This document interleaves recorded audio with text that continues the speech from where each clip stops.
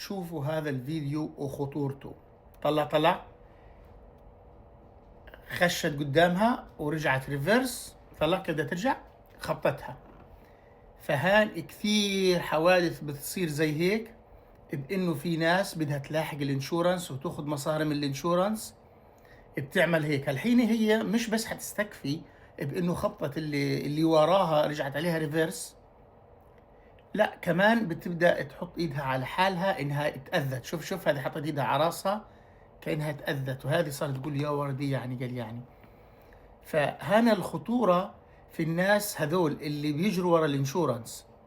ودايما اي انسان لازم يكون عنده كاميرا للسياره. فانتوا شوفوا لولا الكاميرا ولا عمرها كان اثبتت انه هذول الناس نصابين، بسموهم فراد، انشورنس فراد، يعني نصابين الانشورنس.